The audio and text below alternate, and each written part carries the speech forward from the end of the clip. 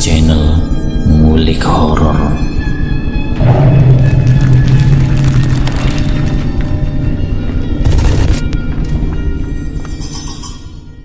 Assalamualaikum warahmatullahi wabarakatuh. Jumpa kembali di channel Ngulik Horor. Channel kami menceritakan tentang kisah-kisah misteri yang mungkin bisa menemani agan-agan dan sista semua ya. Kali ini saya akan membawakan kisah misteri yang ditulis oleh @ramaatmaja_HCR. Kalian juga dapat mengunjungi tweet beliau langsung ya. Nanti saya akan tuliskan di kolom deskripsinya. Yuk, daripada kita lama-lama, langsung saja kita simak ceritanya. Kali ini saya akan membawakan kisah misteri yang berjudul Tumbal Nasa Dewangsa.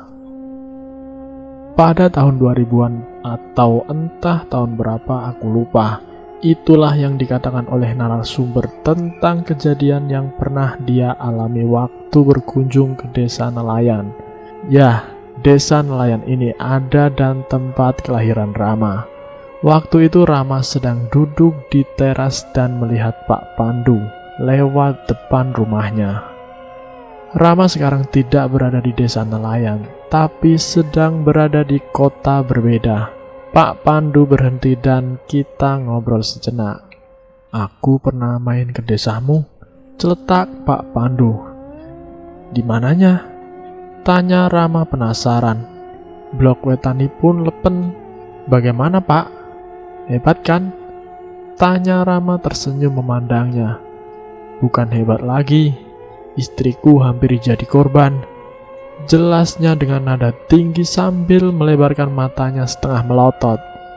"Tapi iki bukan blokku, kalau aku blok tengah." Ya sudah, duduk dulu," pinta Rama sambil menepuk tempat duduknya. Beliau duduk dan menceritakan apa yang terjadi dengannya beserta keluarganya yang hampir jadi tumbal.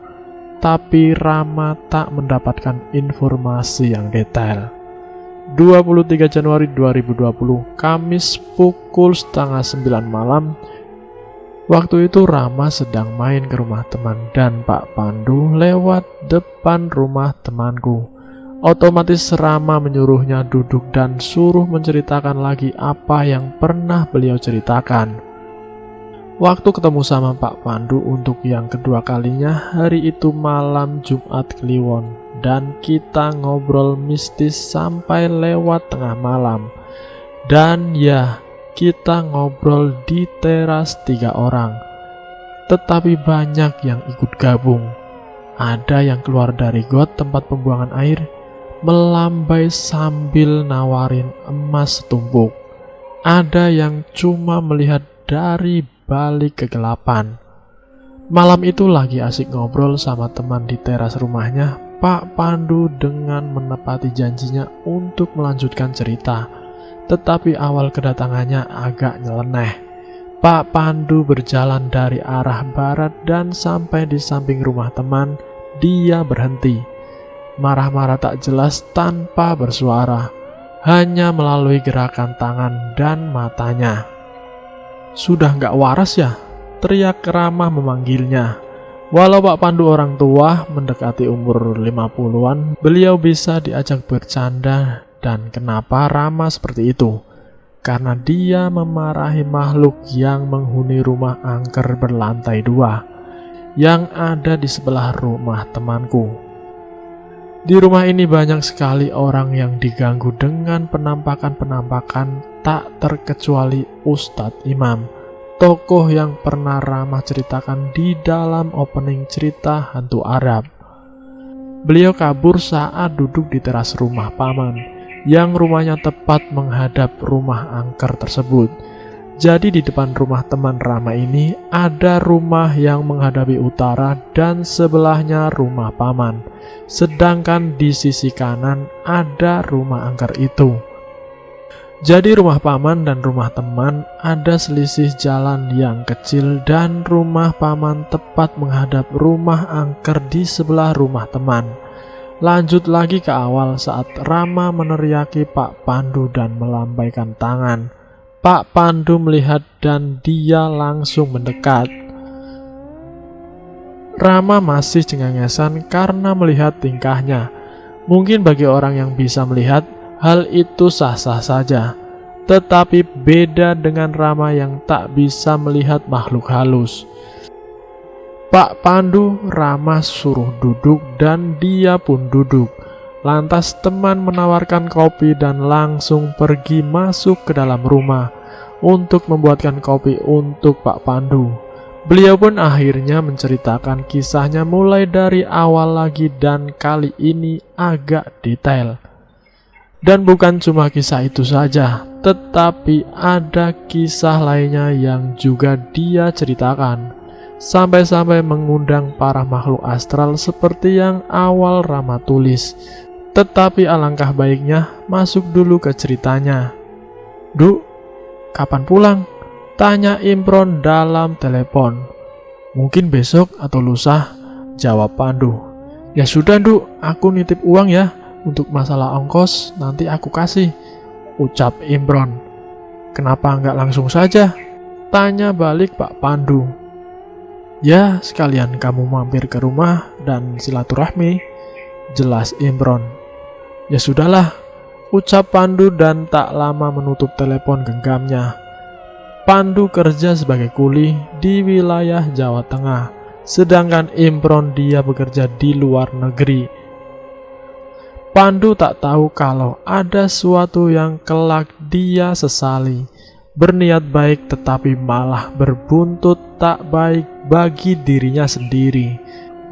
Tak lama Imron langsung mengirim uang ke nomor rekening Pandu, 500.000 untuk orang rumah dan sisanya untuk menggantikan ongkos perjalanan Pandu. 500.000 pada tahun 2000-an itu terhitung lumayan besar.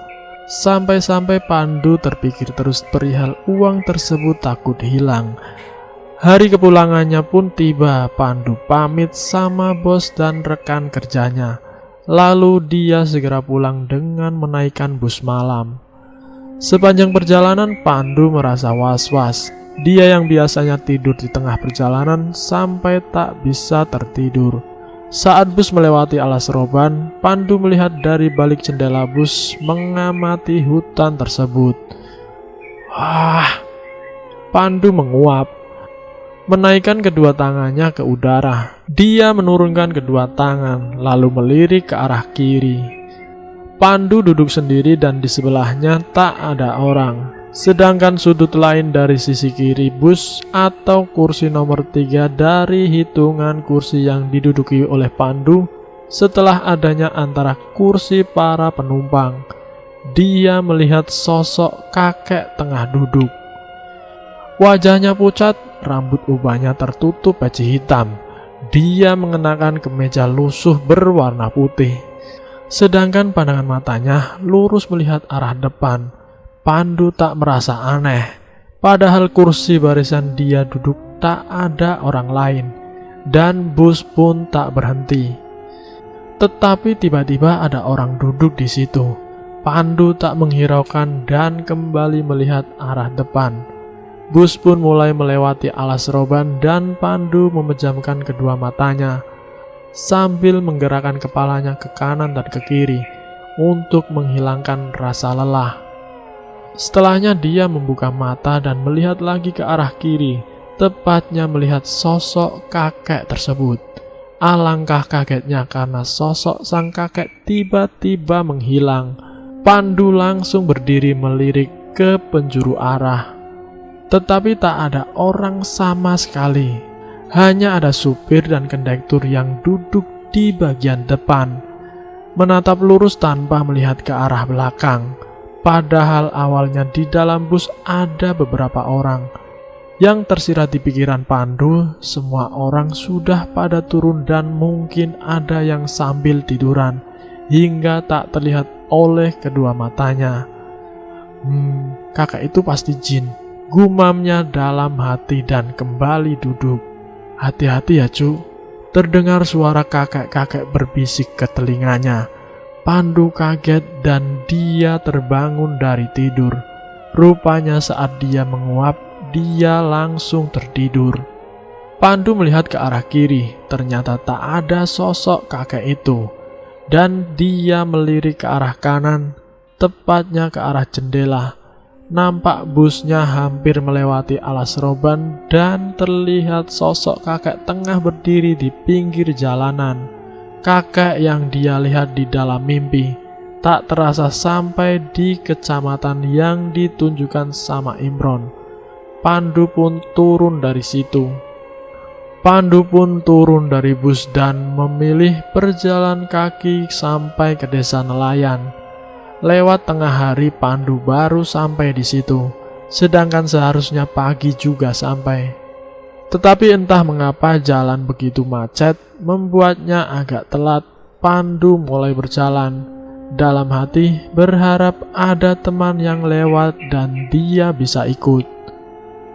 Selain Imron, Pandu juga berteman dengan Sakri yang berasal dari desa nelayan juga.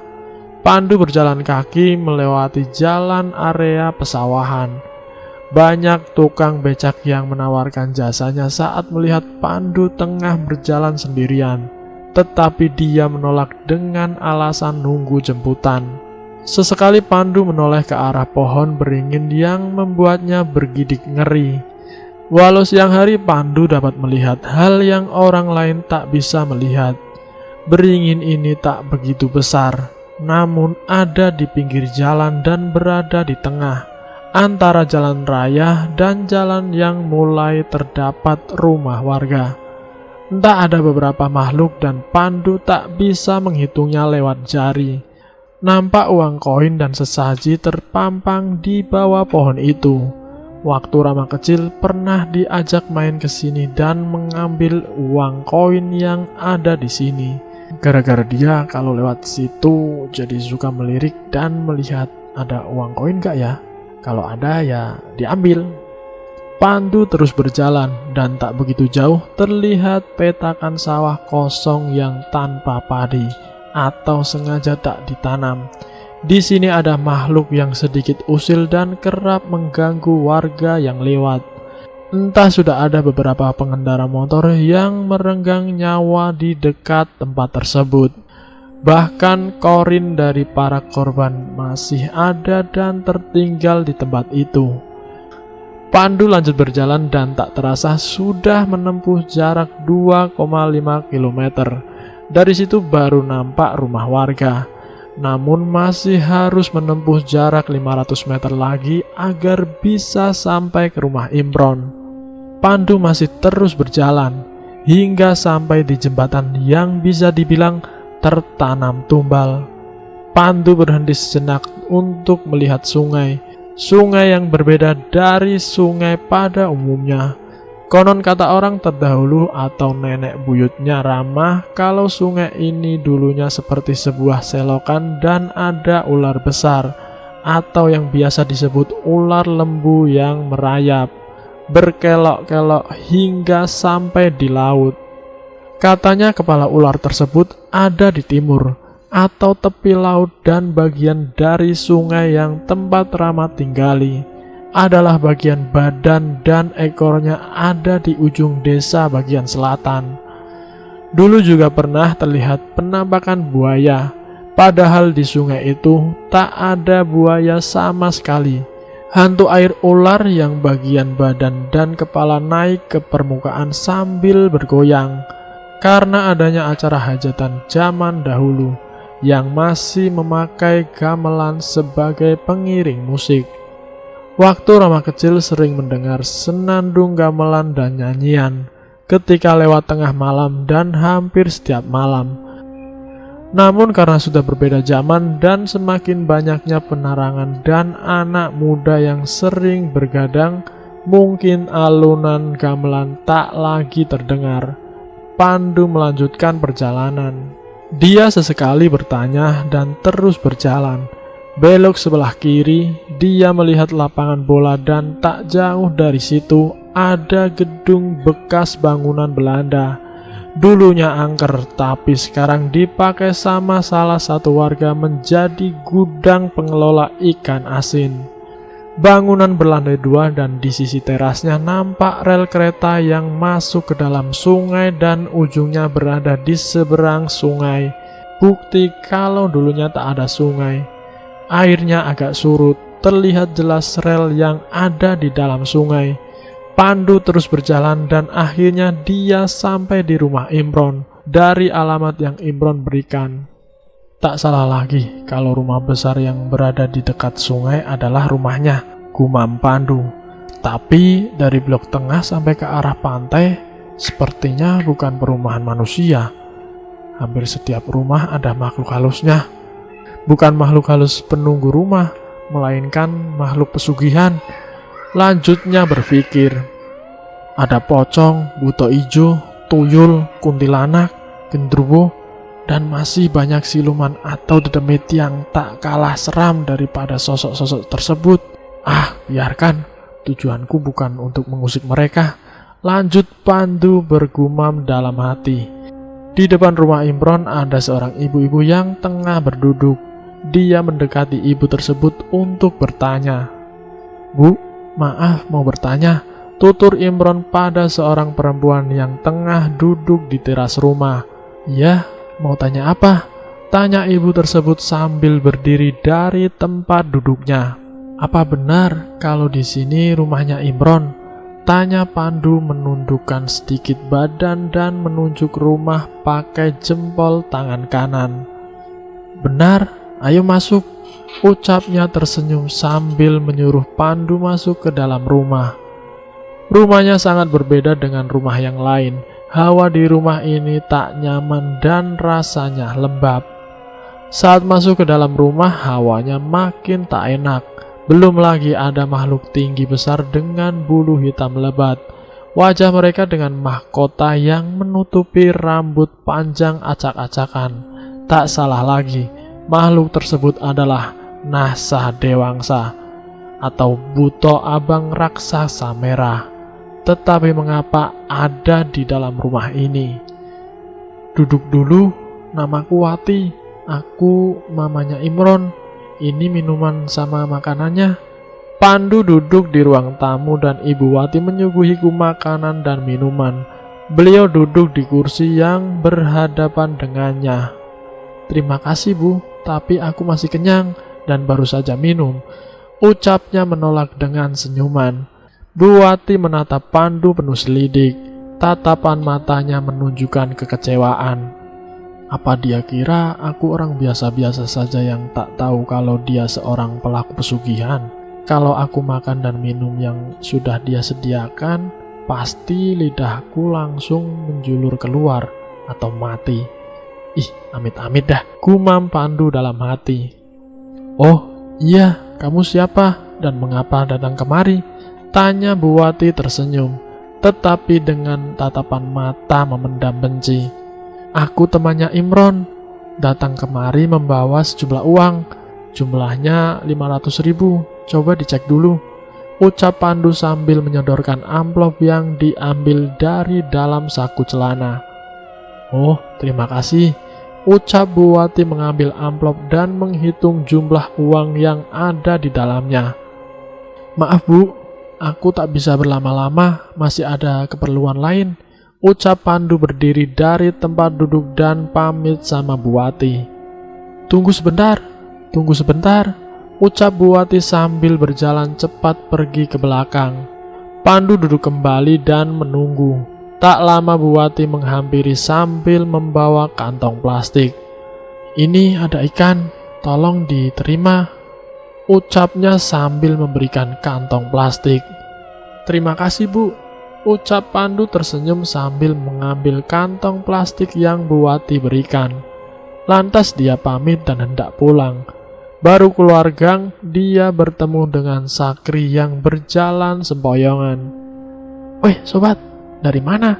Mampir ke rumahku yuk. Teriak Sakri melambaikan dari kejauhan. Ini dari rumah Imron. Jawab Pandu berjalan mendekati dia yang mendadak berhenti di dekat pos sambil menunjukkan kantong plastik itu. Apa itu? Tanya Sakri penasaran. Ikan kembang, dapat dikasih sama Bu Wati. Jawab Pandu membuka kantong plastik. Ikannya dibakar di sini saja.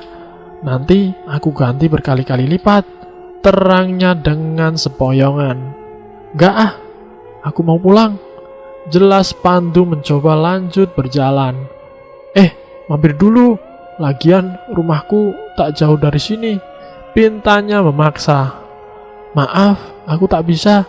Takut gak ada bus kalau pulang kemalaman. Terang Pandu menolak ajakan Sakri.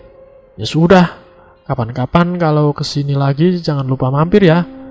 Pinta Sakri yang mulai duduk karena tak kuat menahan tubuhnya. Ya sudah, aku pamit ya, ucap Pandu melambai.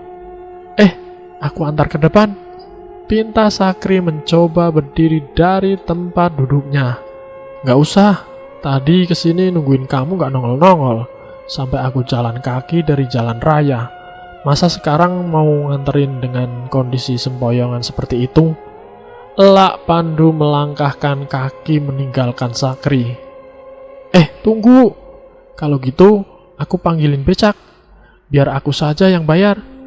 Jelas Sakri sambil berteriak memanggil tukang becak dan menyuruh tukang becak tersebut mengantar Pandu sampai jalan raya. Untungnya masih sore, jadi masih ada bus yang lewat. Pandu pulang menaikkan bus terakhir dan sampai rumah pukul 8:30 malam.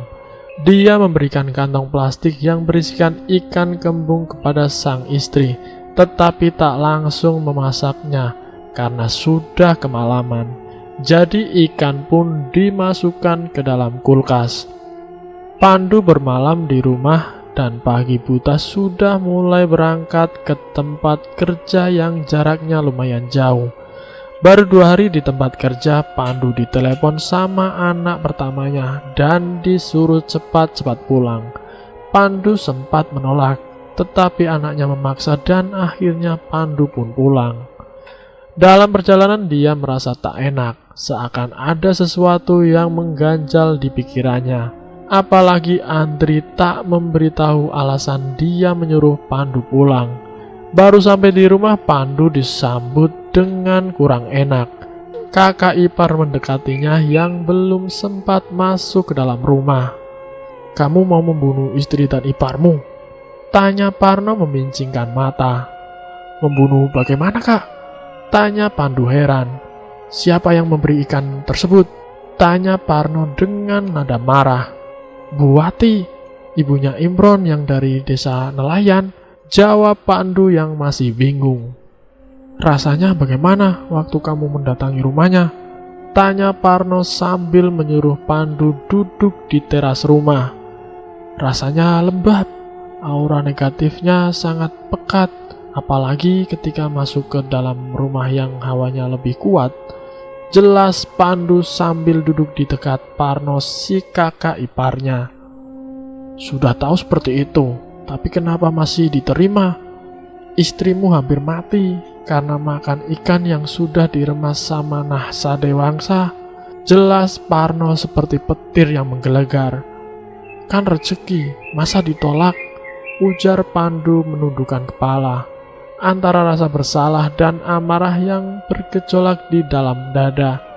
Tanpa pikir panjang, Pandu memanggil Nahsa Dewangsa yang lebih kuat yang berasal dari kota tetangga. Dia memanggilnya untuk menuntut balas. Dewangsa mau menuruti apa yang Pandu perintahkan dengan syarat darah perawan. Jelas saja Pandu menolak dan mengusirnya. Enak saja minta darah perawan, gumam Pandu dalam hati. Sudah, biarkan saja. Nanti juga dapat balasannya, ucap Parno mencoba menenangkan Pandu. Terus bagaimana sama istri, kakak, dan adik ipar? Teriak Pandu penuh emosi. Tenang saja, sudah aku bereskan. Balas Parno memegang pundak Pandu. Benar? Tanya Pandu tak yakin. Ya, jelas Parno meyakinkan dan memulai ceritanya. Hari itu istri Pandu menggoreng ikan kembung pemberian suaminya. Niat hati mengajak makan bersama, namun Pandu sudah tak ada. Dan kebetulan sekali ada saudara ipar dan adiknya berkunjung ke rumah. Hari itu juga mereka makan bersama dan tidak menyisakan satu ikan pun. Mereka bertiga menghabiskan ikan tersebut, sedangkan anak-anak Pandu dan sepupunya memakan lauk lain tak ikut makan ikan. Siang berganti malam. Karti istri Pandu merasa ada sesuatu yang menyendak lehernya, seakan ada sesuatu yang mengganjal. Semakin lama rasanya seperti cekikan. Cekikan yang amat kuat membuatnya melotot dan menjulurkan lidah. Air matanya mengalir dengan sangat deras. Hitam bola matanya naik ke atas. Andri, anak pertama Pandu, melangkah kaki mencoba memasuki kamar sang ibu karena tak bisa tidur. Andri terus melangkah sambil menunduk. Ketika mendongakkan wajah, dilihatnya kamar sang ibu setengah terbuka, dengan hordeng transparan yang sedikit terbuka pula. Andri kaget, dia terdiam memandang sang ibu yang tengah berbaring sambil mencekik lehernya sendiri. Andri berlari menangis. Bu, apa yang ibu lakukan? Karti tak menghiraukan apa yang Andri ucapkan. Lalu anak perempuan atau adik Andri terbangun dari tidur. Dia langsung menangis ketika melihat ekspresi sang ibu, lalu menggoyangkan bagian paha ibunya. Andri tak kuat cengkraman kedua tangan ibunya yang mencekik lehernya sendiri begitu kuat. Andri berteriak dan lari keluar rumah untuk meminta tolong. Warga sekitar yang mendengar teriakan Andri langsung mendekat dan bertanya. Andri menunjuk ke dalam rumah dan beberapa warga masuk, disertai Andri yang ikut mengekor. Mereka kaget kala melihat apa yang dilakukan Karti. Sontak mereka pun berlari dan mencoba untuk menolong Karti. Padahal mereka lelaki, akan tetapi seperti tak kuat untuk menarik kedua tangan Karti agar tak mencekik leher. Kuat sekali, hanya terangkat sedikit dari leher. Jelas salah satu warga yang bantu menarik tangan Karti. Ini sih bukan lawan kita, ucap yang lain. Andri, pergilah dan panggil Om Parno, pinta salah satunya lagi, dan Andri langsung berlari, mengambil sepeda dan pergi ke rumah Om Parno. Andri menggayuh sepedanya dengan kecepatan tinggi, sedangkan angin menerpa air matanya. Tak terasa sampailah Andri di rumah Parno. Dia heran karena rumah omnya tersebut ramai. Mata Andri menelisik melihat beberapa orang yang ada di luar maupun di dalam rumah. Andri masuk dan melihat dua tubuh tergeletak di ruang tamu. Tubuh Hadijah, istri Parno, dan Latifa, adik Karti. Om, apa yang terjadi? Tanya Andri sambil melihat sekeliling dan duduk bersimpah di samping Parno. Gak apa-apa, jawab Parno dengan nada santai sambil memandang istri dan adik iparnya yang masih terpejam di atas tikar. Apa? Tante dan Mbak Iva sama dengan ibu? Tanya Andri yang masih melihat sekeliling. Maksudmu? Tanya balik Parno dengan nada sedikit teriak. Ibu seperti orang kesurupan, mencekik lehernya sendiri. Jelas Andri menatap Parno dengan mata berkaca-kaca. Sial, kecolongan. Ayo kita langsung ke sana, teriak Parno. Andri menatap bingung, sedangkan orang-orang yang ada di dalam rumah sangat kaget saat mendengar apa yang Andri ucapkan dan langsung menyuruh Parno untuk membawa pulang Andri dengan motor, sedangkan sepeda Andri ditinggal. Dengan cepat Parno membawa motor dan hanya beberapa menit saja sampai di depan rumah Pandu. Terlihat sudah ramai orang dan ada beberapa dari mereka mengumandangkan suara ayat suci. Parno dan Andri langsung turun dari motor dan keduanya masuk ke dalam rumah. Lantas menyuruh orang yang berdiri di depan pintu agar minggir dan keduanya masuk ke dalam kamar. Nampak ada 3 orang tengah memegang kedua tangan Karti yang dekat dengan leher.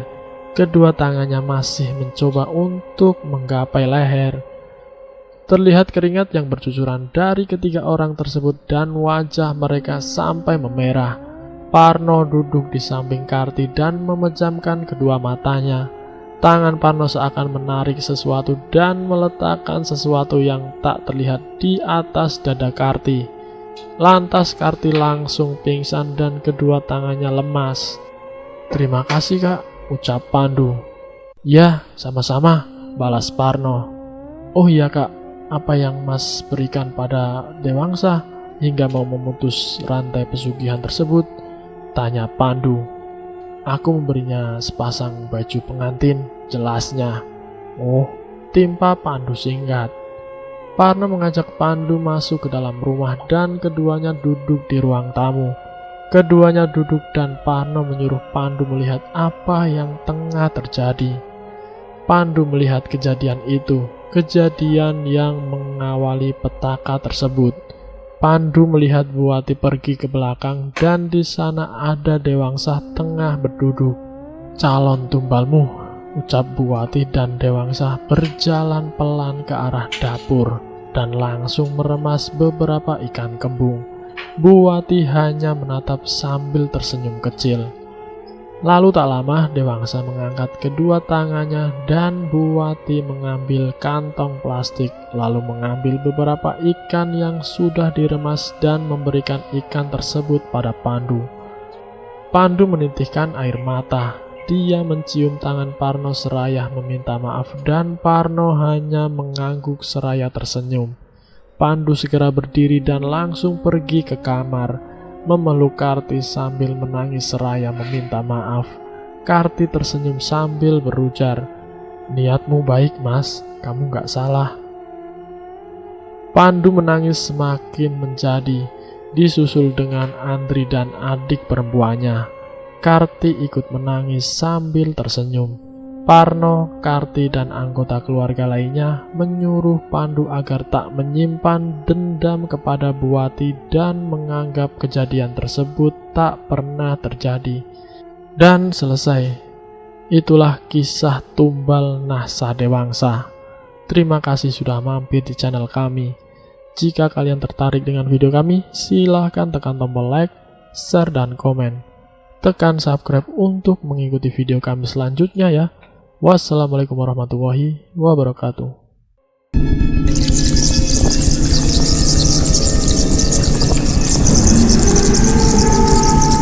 Selamat datang di channel Ngulik Horor.